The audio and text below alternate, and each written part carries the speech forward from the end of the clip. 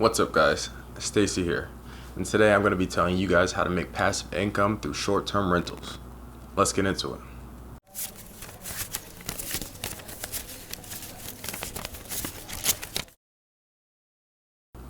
Before we get into the content, I make videos about personal finance, financial literacy, savings, and investing. So if you're interested in any of those topics, make sure you subscribe to the channel and make sure you like this video to stay updated anytime I post new content. But this video is going to be about short-term rentals and how to make passive income specifically through short-term rentals. So let's get into the content. On apps like Airbnb and Vrbo, ordinary people like me and you can bring in extra money through renting out extra bedrooms or even couches. Depending on your location, this business model can be extremely lucrative. Before we get into the complexities of short-term rentals, I'll explain at a high level what they are. A short-term rental, or as some will call it, vacation rental, is the renting out for a short period of time an apartment, condominium, or home for a short period of time. The best part about short-term rentals is that you don't need to be the owner to reap the rewards that the owner would. And this is great for individuals who want to get exposure to the real estate market but don't have the funds to purchase. Now, let's get into some of the short-term rental apps that you guys can use. By far, the most popular short-term rental app is Airbnb. Airbnb, by definition, is an online marketplace for arranging or offering lodging, primarily homestays, or tourism experiences. This company does not own any of the real estate that they offer, or the events that they host, but they simply make a commission off of the bookings that go through their site. Through Airbnb, investors can rent out apartments, homes, secondary spaces, or a unique space in any of the above. Users simply input some pertinent information about the listing. They set out a time frame that they want the listing to be used, and then they get some price suggestions which come directly from Airbnb based off the competition in the area. After adding a few photos and creating a brief description of the space, your listing can be up and live in no time, so you can start making passive income. Now, how can you leverage these short-term rentals for your financial gain? Over time, these short-term rentals can help build wealth and actually bring in cash flow to go towards the purchase of a property down the road. But just because short-term rentals make great investments, don't mean they don't come with some of the same risks that the usual owners would have to incur through property ownership. Some of the benefits of short-term rentals include higher than average passive income and the ability to rent on your own terms. And that means renting when you want and to who you want to. Some of the pitfalls includes the liability for each tenant coming in and out of that location, some of the minor maintenance and repairs that might occur because the space is being rented out over and over, also the cleaning that you would have to deal with, and the short-term leases that you're going to have to be dealing with total strangers that you've never met before.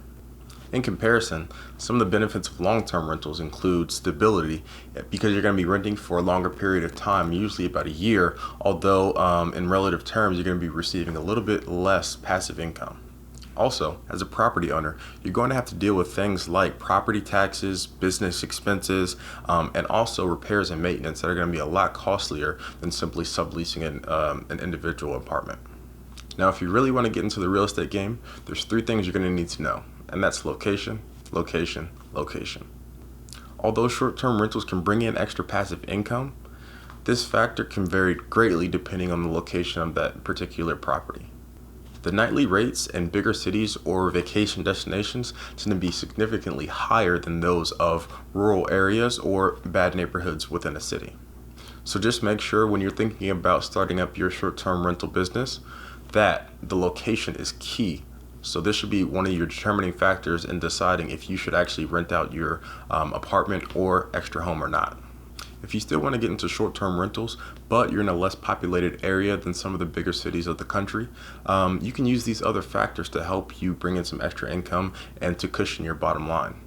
Those factors include if your short-term rental is close to an arena, or it's close to sporting events, or it's in a specific college town that gets a lot of patrons each year, or even it's around a location where there's lots of festivals, and you're going to have a lot of incoming traffic during a certain period of time.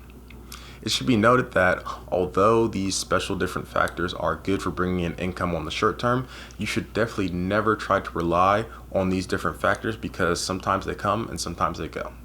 So after all that, If passive income through short-term rentals is the right thing for you, here are a couple things you need to be aware of before you dive into the business. The first is subleasing. If you don't currently own a property, but you want to get into the short-term rental business, you need to make sure that your current lease allows subleases. A sublease allows you to rent out an entire property or a section of the entire property to a tenant that was not included in the original lease. The best situation for a sublease is when you have an extra bedroom or couch that is unoccupied at the moment. When listing these unoccupied rooms on apps like the Airbnb or Vrbo, you can bring in extra income which can supplement not only your current income, but it can also be used to pay not only your rent, but can bring in some extra profits for you on the side.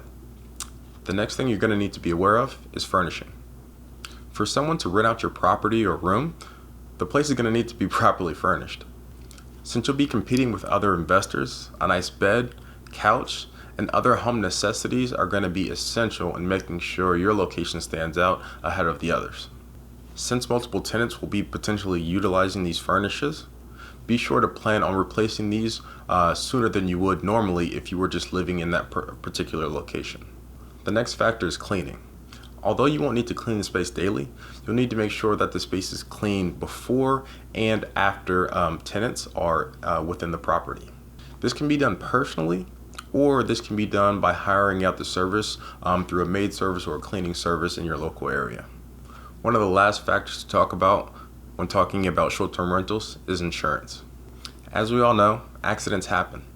But when you're the host of a short-term rental, the liability falls upon you if anything were to arise with one of the tenants renting out your space. Your liability insurance must be valid at the time that a potential tenant is renting out your property to make sure you can limit your liability in the result of an accident that takes place on your property. You also need to make sure you account for things that are in the home that may break while someone else is renting that particular location out. So make sure you budget for this when you're planning out your potential business plan for short-term rentals. So, what's the big deal? For renters, short-term rental properties can be the perfect option to bring in passive income with little to no upfront capital. Property owners can also use spare rentals or bedrooms to boost their bottom line and cushion some of their expenses. Depending on the location and legal ramifications, each situation can have its pros and cons. But at the end of the day, short-term rentals are a great way to help you become financially fit. If you guys have any questions or comments about the content that I discussed today, make sure to leave a comment below and I'll get back to them with some pertinent information for you guys. Also, I have a supplement for this video if you want to read specifically about the ins and outs of short-term rentals, and that's going to be an article over on my site, thefinancialliteracy.com. Guys, if you like this video, make sure to give it a thumbs up and make sure you subscribe to the channel to stay updated anytime I post new content.